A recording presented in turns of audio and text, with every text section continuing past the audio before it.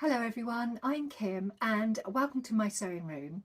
Wherever you are, I hope this week you managed to get some sewing done. Here in the UK, we have had a couple of days of beautiful sunshine, so I have actually been out and about enjoying this weather with my family. We went to the British Food Festival, which tours the country, and it visited a local village. So we popped off to that on the Sunday, and we had tickets for the afternoon, and the weather was just glorious. There was lots of different food stands there. Oh, every type of food you could possibly want. I mean, there was Korean, Afghan, there were German sausages, there were burgers, there was mac and cheese, duck wraps, there was everything you could want. There was beer, there was wine, there were soft drinks, ice cream, brownies, and it was glorious. And as a family, there's 6 of us, so as a family we decided to all go off and get something that we particularly liked, and then we bring it back and we sat there and we would just share it between us, so we would get a taste of everything, and it was so nice. There was live music and it just made for a wonderful afternoon. Now, whenever I go to anything outside where there is sun, I usually always take with me a bucket hat. And last week I showed you a variety of bucket hats that I have in my stash already completed, but this week I decided to make up another one, a little bit more funky, more colourful, and I made it up using these. Do you remember my scrap squares that I make up? And I have a drawer of the scrap squares, and every so often, I don't know why, I get the urge to make them up in something, so I made them up in a bucket hat. So I use the orange Bettie pattern, which is a great fit for me. You know, it's quite big. It's quite big, though it says it's for a small medium sized head. It is fairly big. Now, I've got quite a big head, I've got quite a lot of hair, but for me this fits really well, so I made this hat. So it's made out of all of those little squares that I make up every so often, and this is great when you go to something like a festival, or my husband and I would go to a lot of craft fairs and garden centres. If I pop one of these on, he can always find me in a crowd because there's nobody else that wears anything like this. So I just love this, and also because, you know, each time you turn it there's something different, so it's just so eye-catching. I mean, you can just wear it any side that takes your fancy. So on the inside, I decided just to use a plain coloured Kaffe Fassett fabric, so that works really well. So if you don't want to be too bright and obvious and a little bit more subtle, you can still wear the lovely sort of colour all the way through, the same colour all the way through, but you still got that bright shot of colour underneath, so it works really well. And because this fabric is quite bulky because of all the seams, it does also give a slightly tighter fit, but that is really nice. So I wore that at the food festival just to protect my head from the sun, so that was a success, and I can see myself wearing that quite a lot. This is me. So before I actually went to the food festival, I was working on the flounce dress, and the flounce dress, it's got a V-neck with the flounce inserted into the neck. It is a shift dress, so it's a loose fitting shift dress, and I haven't made a shift dress before because normally I'm a shirt and trouser girl, so I thought I would try to get into the habit of making a few dresses, because years and years ago I used to wear dresses all the time, so I thought it would be nice to make a few dresses and be a little bit more girly. So I made a twirl. So I made not one twirl, but I made 3 twirls to get a really good fit of the flounce dress. But I don't know why. I cut out the pattern as drawn from my twirl, and for some reason, and I don't know why, I decided I would do a full bust adjustment, and all I did manage to do is I did manage to make this dress so big in the bust. When I tried it on, I was really annoyed with myself because I had made 3 twirls and I had got a really good fit with the twirl. So I'd made the twirls in all of this calico. So I had been cutting out the twirls, the calico, sorry, and made up the twirls and been experimenting with the positioning of the bust dart. And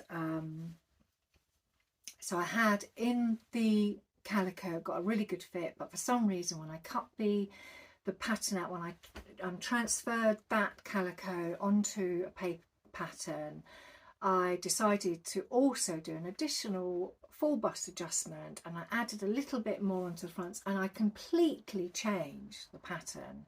So I had completely ignored all of that work I had put into my calico twirls. So when I made it up, it was a dog's dinner. It really was atrocious, and I was so annoyed with myself because I had got myself into a position where I kept on thinking it's not going to fit me, it's going to be too tight around my bust, because I have an obsession with everything being too tight around my bust and having gaping. And just recently, because I'd made a few things that had been a bit too tight, I think I have overcompensated for that when I did this dress. So I didn't do another twirl after making those adjustments. I went straight in and cut out the fabric and started making up the dress, and it was a disaster. So I'm going to put it on for you.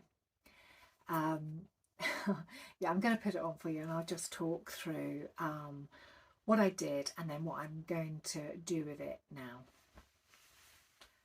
So this is my flounce dress. I'm going to stand up and show you what doing the full bust adjustment has changed the whole look of this dress, and it's turned it into something I won't wear.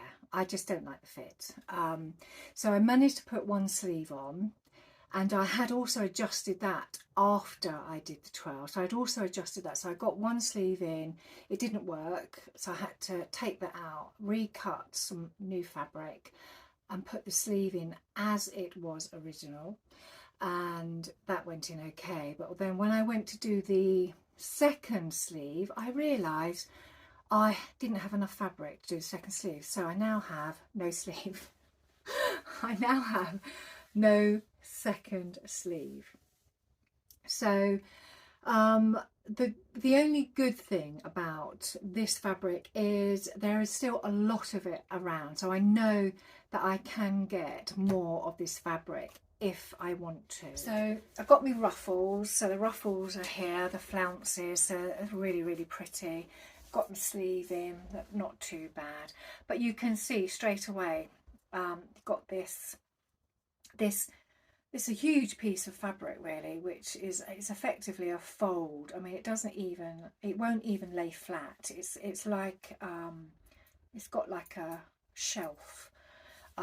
It just way too much fabric in there, and so the fit at the top isn't too bad because I altered the shoulders, so I effectively lifted the shoulders up. I realised I needed to alter the sleeve, and I altered the sleeve and it still wouldn't fit, and I had to go, it was just like everything I did with this dress went wrong, and I should have stuck to my original pattern rather than go off on a tangent and think I know best. I mean, it happens to all of us. So I've got this this ridge, and I did unpick the side and redo that dart, but I just cannot get that dart to sit flat. And by doing that dart, what that did was it brought the sleeve further and further down. So I ended up, rather than having a sleeve that fits snug into the arm here, it was actually down here. So I'm trying to fit a sleeve that doesn't have enough fabric to go around, even if it didn't have any gathers in it. So it just was not working. What I'm going to do is I am actually going to cut all the seams away. So I've got flat pieces of fabric, and I'm going to recut a shirt out of it for my daughter, because she said she really liked the fabric. And now I've got it made up in this dress, I realised that yellow is not a good colour on me because I am so pale. It just makes me look washed out. So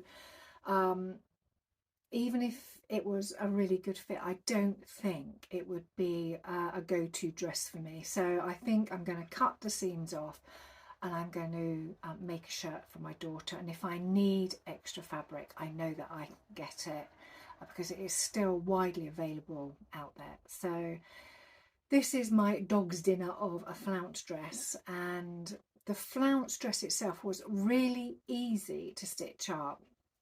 The pattern was really easy to follow, the instructions, everything. It's got nothing to do with the pattern and nothing to do with the instructions. It's how I altered it all, and it all went terribly wrong.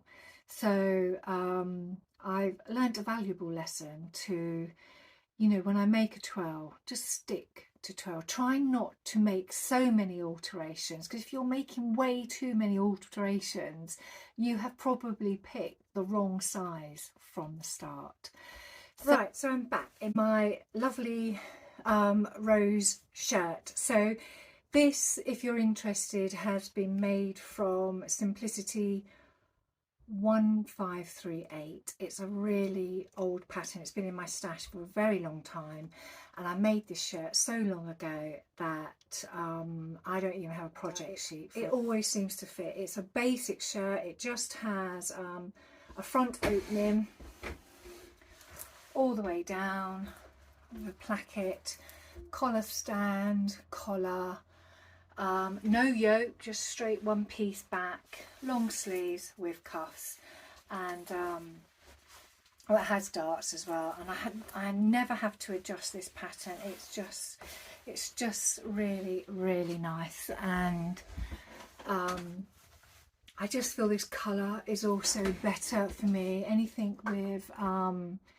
warm tones in suits my skin better rather than the yellow. I realise after trying the dress on several times, yellow is just not my colour. And I have also been working on my summer cardigan. So I brought my cardigan up to show you how far I've got. So this is one of the front panels, so you can see that's where it sits. It sits there, and that goes under the arms. There's still a little bit to do at the top. I'm really pleased with it. It's quite an open knit, so it should work quite well in this sort of heat in the evening anyway.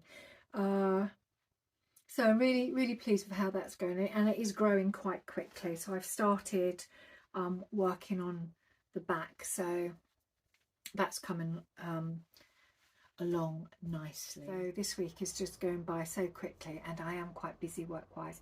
So hopefully there will be something for me to show you next week, and it will hopefully be a little bit more successful than it has been this week, though I am very happy with my bucket hat. I just think it just makes me smile. Look at all that colour. So I will love you and leave you, and I hope you get some sewing in this week, and I will see you all very soon. Take care. Bye.